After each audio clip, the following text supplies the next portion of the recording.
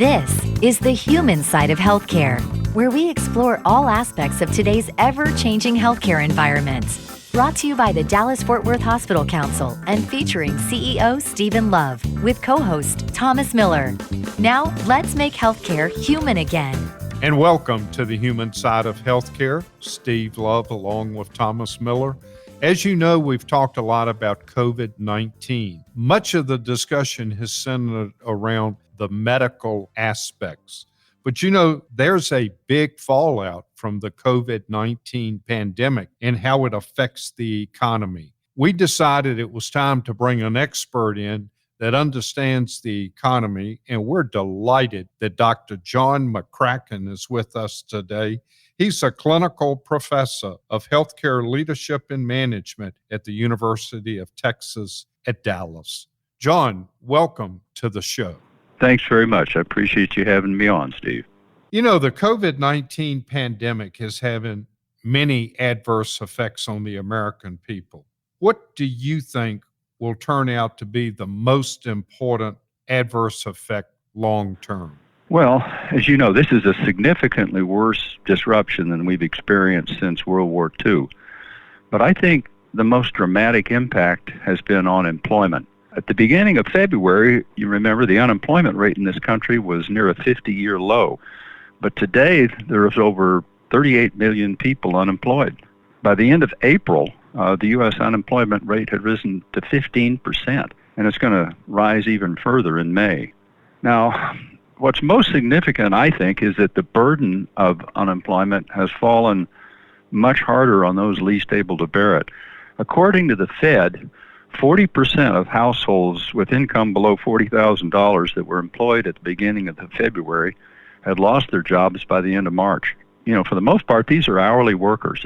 They live paycheck to paycheck. There's the bottom half of the income scale. They've always faced a difficult economic future, but at least I think they believe they had one. And I think today that they're scared that they don't. These are folks that are not worried about social distancing. They're worried about feeding their families.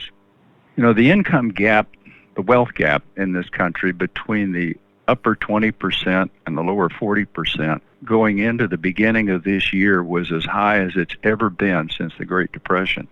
And the coronavirus has just made it much worse. Going forward, I think that this could have a significant impact on the level of political tension and instability in this country. I look for it to be reflected in a fairly divisive and somewhat ugly presidential campaign. You know, John, that's amazing. You threw out some statistics there, and I was just thinking about 40% of the households with income below $40,000 that were employed in February had lost their jobs by the end of March. You know, in healthcare, we look at the social drivers of health. And as you know, that's transportation, housing, et cetera.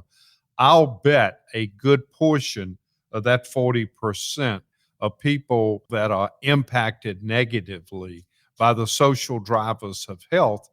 And not only is it going to affect them economically, we're seeing a large portion of that group, unfortunately, become infected with COVID-19, which ties into what you said.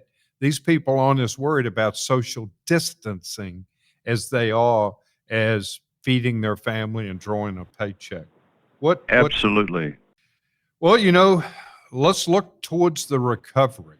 Do you have any thoughts or predictions about the recovery as how it's going to look? And will it snap back and return to normal quickly? Is it going to just kind of be a slow burn, so to speak, or will it take a long time? Any thoughts on that? Well, you know, it seems that most people seem to believe that once this virus is under control, the country will snap back to the way it was. That's possible, but only if the straps are still in place, and they might not be. You know, a typical recession is just a periodic correction in the business cycle. It lasts a few quarters, and it generally leaves economic systems intact. But a really deep and protracted recession will create a lot of personal hardships, just like this one is right now. And it can result in significant parts of the economy being repaired or rebuilt, and it can last a long time. We don't know yet which of those two alternatives this is likely to turn out to be. I do believe, though, that we're going to see a long-term change in people's behavior.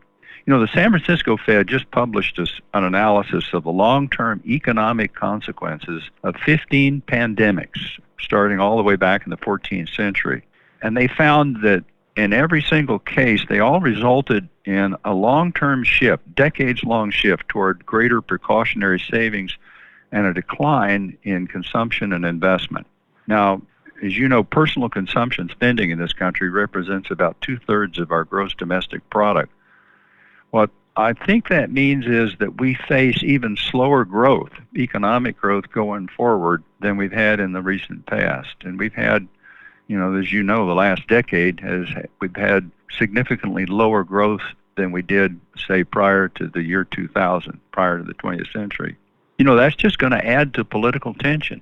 So once again, I think political divisiveness and political tension in this country is going to be increased by this. I think you bring up some excellent points, and you really piqued my interest when you talked about the San Francisco Fed looked at some of the consequences of 15 pandemics. It's interesting when you read the book, The Great Influenza, which goes back to 1918. It walks through some of the things the country went through. And as you were talking, it reminded me in that book where they talked about Savannah, Georgia, opened up things quickly, and they had to shut them back down and open them up and shut them back down. It took 3 and 4 times coming out of that pandemic to fully get the economy going. There were other cities that did it a much different approach, and their economy was different. I'll just kind of ask you, do you think the fact that we're so much more global now is going to make this a much more difficult recovery?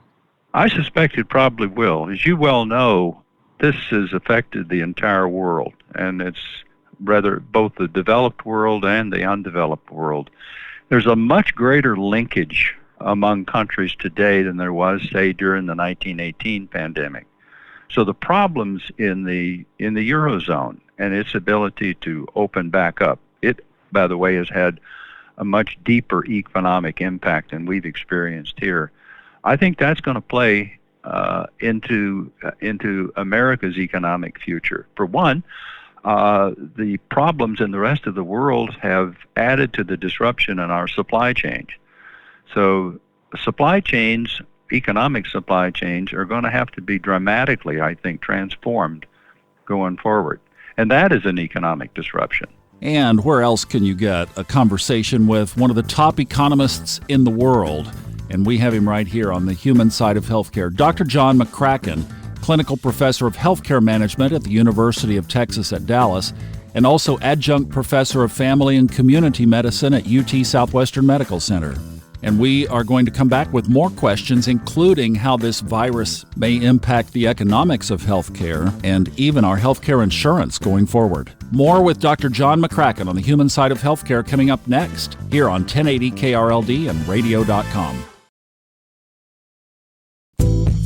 This is the human side of healthcare on 1080 KRLD and the radio.com app, where we feature healthcare's hottest topics and what our North Texas area hospitals are doing to make healthcare human again. And welcome back to the human side of healthcare. We're going to continue our discussion with Dr. John McCracken. You know, John, in the previous segment, you were telling us about some of the predictions related to the recovery, what it may look like, how long it may take. But there really doesn't seem to be a true consensus on what lies ahead. What makes this recovery so difficult to predict? Well, we're facing a lot of unique developments here, and they make forecasting extremely difficult. Now, keep in mind that we're facing not just the COVID lockdown, but there's some other potential major economic disruptors in play here. Over the last decade, the Fed has maintained a near zero interest rates and has injected a massive amount of liquidity into the economy. And they promised to continue doing this for the foreseeable future in order to, if you will, fight the economic consequences of COVID. Now, one of the effects of this has been to create a very significant mispricing of financial risk in both the equity and bond financial markets. Now, that's eventually going to be resolved one way or another. So as I said, savers know this. They've faced very, very low interest rates on their savings for several years, and as a consequence, they have reached for financial risk in their portfolios. Eventually, there's going to be a consequence to that.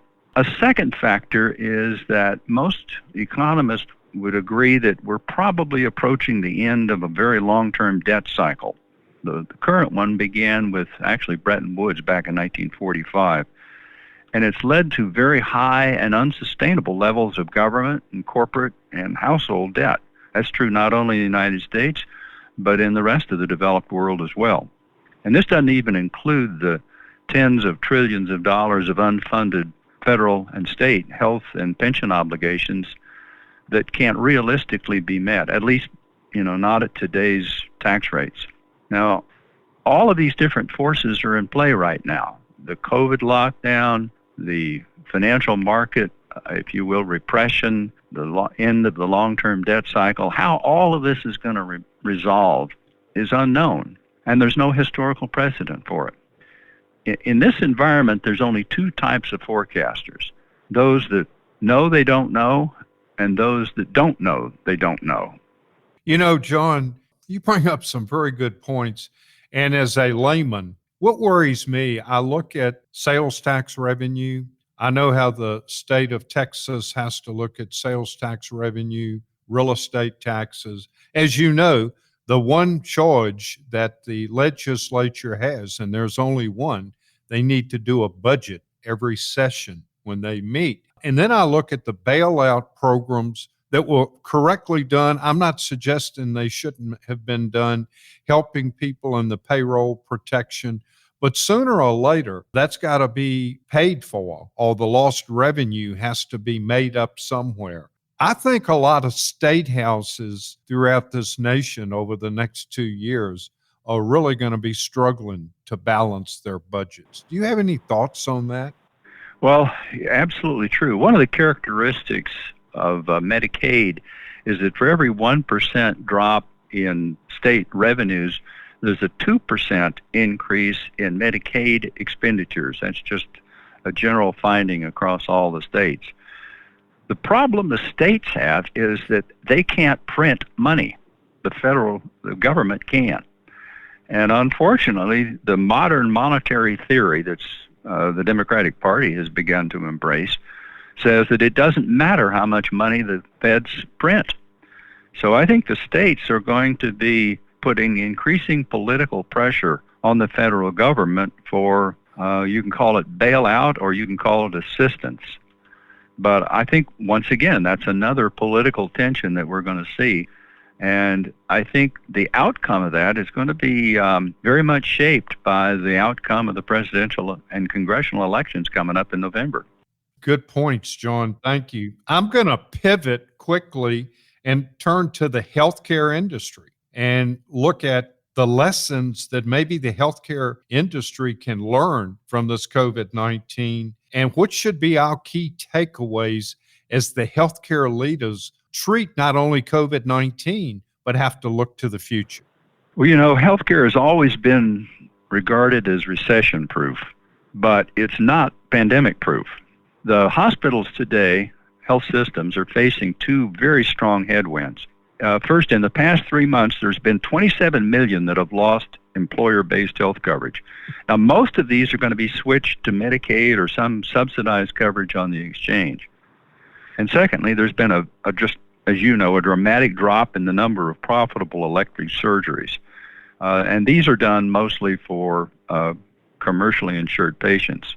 Now, the hospital analytics company, Strata Decision Technology, has estimated that the result of these two forces has been a $60 billion a month average revenue loss for the hospital industry. And that's a huge loss. Most urban hospitals, anyway, have traditionally relied on high prices from commercially insured patients. The commercially insured generally pay 2 to 4 times what Medicare pays for the same service. Right here in the DFW market, employer insurance pays between 250% and 400% of what Medicare pays. Now, I think that the COVID-19 outbreak has shown the vulnerability of this model. It shows what happens when hospitals are forced to significantly shift from commercial insurance to public insurance. Now, a Democratic president combined with Democratic control of both houses of Congress, it's a future possibility, whether this November or maybe 2024. And as you know, the Democratic Party has moved pretty far to the left over the last decade. Now, with control of Congress, a Biden administration would have a strong chance to create a public option to compete against private insurance. And as a matter of fact, he very recently appointed a task force to take a look at this. In a public option, prices would be based upon a government-set percentage of Medicare, and it would be nowhere near as high as what commercial insurers are now paying. Now, that would be awful news for hospitals. My advice to hospital leaders would be you'd better start now to develop some strategies to significantly reduce costs. Everything should be on the table, because if a public option comes, there's going to be a significant shift from very highly compensated commercial rates to much lower compensated public rates. You know, that's a good point, John, and many of our listeners may not realize, but hospitals are very lucky if they can break even on Medicare patients because of some of the things you described. Let me ask you this, too. You know, I'm a recovering CFO, and I just look at some of the numbers you just gave about the number of people that have lost their health insurance. I think you said 27 million. And then if they come to the hospital, of course, they're going to be treated if they come, but out-of-pocket expenses, deductibles, and co-insurance, they're probably not going to be able to pay. So not only are you going to have a shift towards potential other types of payers, you aren't going to collect, probably you're going to have bad debt expense associated with that, which is going to add to squeezing the margins of hospitals. Any thoughts on that? I think you're absolutely right. That 27 million figure is from the Kaiser Family Foundation, which tracks commercial insurance or the commercially insured population. These are folks who have lost their job. They're probably, many of them, in the bottom half of the income scale. They're in the service industry. Their first priority is food and housing. And probably their last priority is to compensate for medical care delivered by the hospital. So I think you're absolutely right. I think that the hospitals are going to be strained not only from a shift from commercially insured patients to publicly insured patients, but those publicly insured patients are going to put the hospital at the bottom of their payables list. Do you have any nuggets of advice related to any other way to rethink or look at the revenue stream? The hospitals are under pressure, as you know, to expand even beyond healthcare into these social services that affect the health of their patient base. That pushes them into a business model that they have no familiarity with. So hospitals are being pushed to broaden, if you will, their expenditures without necessarily increasing their revenue base. The problem is their revenue is going in the other direction. I can't see commercial payers, certainly employers, continuing to accept the kind of cost shift that they've experienced over the last 2 decades as hospitals have shifted their costs, or if you will, shifted the burden of financing the hospitals from the public payers to the commercial payers. I don't know how that's going to resolve. I mean, the hospital industry and hospital leaders face some very, very difficult challenges. I think the one thing we can say is that the health system model that has been successful for the past 2 decades is probably not going to be successful for the next 2. And more of Dr. John McCracken's insights on an incredible interview uncut on our podcast, The Human Side of Healthcare, all the major podcast players. 2 big hot topics next, masks and vaccines on The Human Side of Healthcare. The DFW Hospital Council, along with our over 90 member hospitals in North Texas, are proud to bring you the human side of healthcare with Council President and CEO Stephen Love and co-host Thomas Miller. And welcome back to the human side of healthcare. And we're going to discuss with Dr. John Carlo about vaccines. But more importantly, too, Thomas, are you wearing a mask? I am, absolutely, every time I go out, which is brief. That is fantastic. We all need to remember that. Before we get a vaccine, we've got to do everything we can to prevent the spread of COVID-19. Dr. John Carlo is president and CEO of Prism, North Texas, and we interviewed him last week. This is part 2, where we're going to talk about the things that Steve just mentioned and more. Dr. John Carlo. You know, I was looking at TV the other night, and there was an infectious disease physician on and said, even if we get a vaccine for COVID-19, it's mutated so many different times. Don't assume one vaccine is going to be one size that fits all, kind of like the flu shot. You know, I took the flu shot, but it wasn't the right strand of flu. So my questions are, is there any validity what that infectious disease doctor said about vaccines? And part 2 for our listeners, why does it take so long to develop vaccines? Well, and I think that is a great point. You know, another good example is we've been desperately hunting and want a vaccine for HIV and AIDS, and we've been wanting that since 1981. And, you know, we're still, we're 40 years into that pandemic and do not have a candidate vaccine at this point. So it is very challenging to create vaccines, in particular for coronavirus, because we don't have an existing technology and virus vaccine platform. We're sort of starting from scratch in many ways.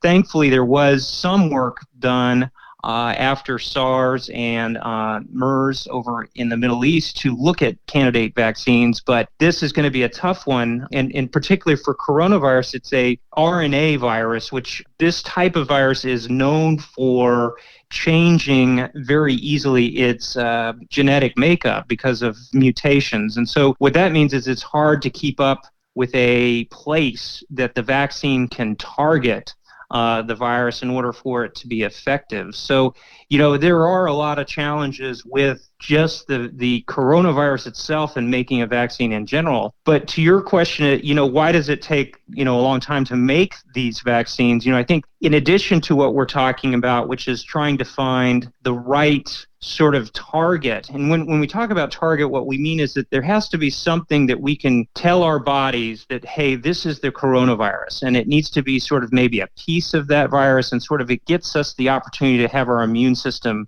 see that so it can be prepared for if that ever really happens again.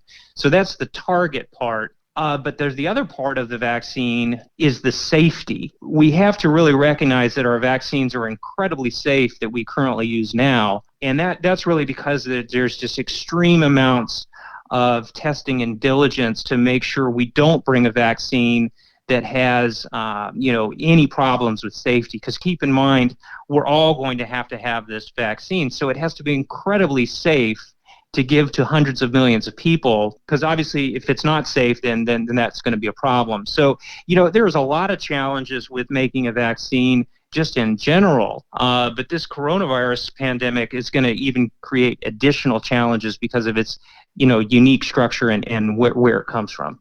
You raised some really good points there, John. I even remember, I'm an old guy. When I was little, polio had been a real issue. And of course, Dr. Salk came up with the shot. And then Dr. Saban came up with really the serum that you could put on a sugar cube. And I actually remember standing in line at a fire station when I was a little boy to get a sugar cube that had the polio vaccine on it. And it took years and years for that to be developed. Could you foresee a possible rush to develop? I mean, there's so many forces at play here to develop a vaccination so we can get back to normal. Could we move too quickly? I think we absolutely could. And this is where you have to really balance looking very carefully at a good vaccine that has a good target and that also has a strong safety profile, and also has a good duration of protection. The other part is you don't want to have a vaccine that only works for a few months. You really want one that has a duration of a longer protection period. The other problem I foresee with this is in this current climate, there is a lot of competition between countries that are sort of involved in developing these vaccines. And under this sort of environment of competition, could we foresee not us, but maybe some other nation doing a rush job to become the first vaccine to market, if you will? And I think that's another pressure that normally we don't necessarily have. The scientific community usually has a great, strong amount of collaboration, nation to nation and people to people. And, science really knows no national boundaries normally. But, in this current situation, I think this is another added boundary that's going to potentially come back and maybe cause us to rush a little bit in terms of making these vaccines work. How will the vaccination parlay or parallel what we currently do every year for flu? So in other words, some people get a flu shot and they get flu symptoms for a few days. And some other people get a flu shot and get the flu. Could this look like that? We certainly hope not. I think the influenza is a very, very difficult virus that changes very, very readily in terms of, its genetic makeup that really keeps us on our toes, if you will, and it prevents us from having a vaccine that's lasting. There's some concerns, I think, around coronavirus is that we don't know yet to the degree of how much it changes or whether there's a conserved target, if you will, so that vaccine would cover any changes in that coronavirus, for an extended period. So that is a big unknown.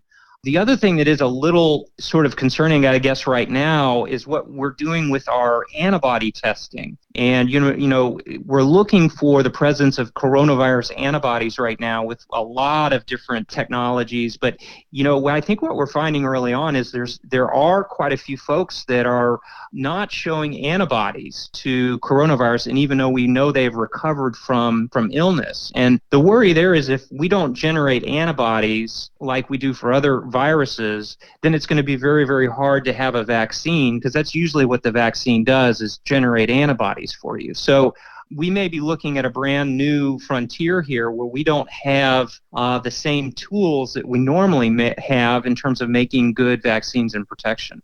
So all we've heard since almost day one is we've got to have a vaccination. We've got to get a vaccine. We can't go back to normal until we get a vaccine. So there's obviously this enormous drive in the marketplace to do that. Could we create a false hope? I think, unfortunately, that is possible. I think we have to be honest. These are tough technologies to make. I do think that we have amazing innovation, and when steering the full force of our scientific discovery and innovations, we have endless possibilities. So I am both optimistic and pessimistic, I guess, at the same time, given what our capabilities are. But this is a new thing for us, and I think we do need to be honest with these possible outcomes. I have to say, even in the there's some even further risks that vaccines can actually prime your immune system to make you more susceptible to illnesses. So it's a evolving concept, and we just have to be, I think, very open and honest, but hopeful that that's what's going to happen, is we'll have a good, effective vaccine very soon. You mentioned the scientific community around the world, and you think of large facilities and big academic centers, and then you talk about little small shops that are cutting edge in some of the biotechnology areas. And when you think about all the innovation around the world, how fast can we really move on this, that everybody is so mobilized on it? Could we move faster than we normally would to get something through an FDA approval process? I think we can move faster. I think that there is a number of different connection points and people working in perhaps different areas that can be redirected very, very easily and very, very quickly to work on a candidate vaccine. A lot of times when you look at this type of a effort, and this is almost like landing on the moon, it's a It's a process where you really collaborate and coordinate across multiple laboratories or multiple entities. And you're starting to see that right now is that there's been announced many partnerships and some strong connectivity. And, a lot of this has to be championed by our federal government out of the National Institutes of Health and some of our other really strong connectors that can really marshal the resources not only here but around the world to really develop these types of candidate vaccines. I mean, the big thing that you could do is avoid, redundancy and have different areas work on different components so that you can optimize all your resources and essentially not reinvent the same thing at the same time, if that makes sense. So as we go out there, what, in your opinion, what does new normal look like? New normal right now is, we don't shake hands. We stay 6 feet away from one another. We are very, very cautious around potentially looking for signs and symptoms, both in ourselves and our family members, and being watchful also as employers to make sure we're in settings that are safe. And, there's so many things that we do as a community that really promotes the common cold. And we all know that when it's just happens, right, where all of a sudden it happens and, that you have your whole office out sick or your whole family's sick. And really those things that cause that is that we still go out into the workplace when we're sick. We go out in public when we're sick. Well, we shouldn't do that. That should be the new normal, is that coronavirus should keep us at home when we're recovering. We've got to stay 6 feet away from one another, and we have to make sure our surfaces are clean and we wash our hands carefully. I think those are huge measures that are going to make a huge difference in sort of keeping this at bay. But these are the new things that we're going to do. And I will say that actually many of these, particularly the ones staying at home when you're sick, that's going to help us for a lot of other things as well, including our colds and flu season. We're continuing our conversation on how you can empower yourself to have the best health possible in today's ever-changing healthcare environments. This is the human side of healthcare with DFW Hospital Council President and CEO Stephen Love and co-host Thomas Miller. And welcome to the human side of healthcare, Steve Love and Thomas Miller. And we're going to continue our discussion a little bit about COVID-19, but also about cardiovascular. We're delighted that we've got Nancy Vish with us. Nancy serves as the president and chief nursing officer at Baylor Scott and White Heart and Vascular Hospital in Dallas and Fort Worth. Nancy, thanks for being on the show. Thank you, Steve, for having me on the show. Of all the things that are going on during this pandemic, how have things been going at the Heart and Vascular hospitals? Things have been going well. I think that we've been very fortunate in the Dallas-Fort Worth area overall compared to other areas in the United States. I do think that our social distancing and changes that we put in place in our area have definitely served us well.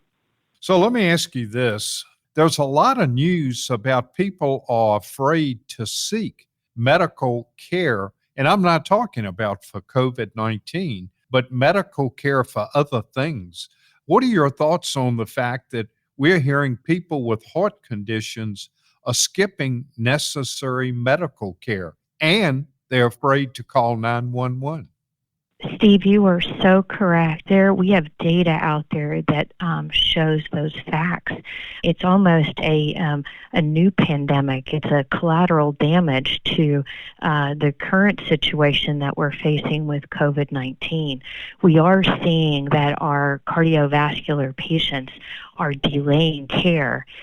We have one of our local ambulance companies had shown a decrease in their volume, and overall what they were also showing in calls for heart attacks, and the ones that they were going to, the patients were in cardiac arrest. It was already too late.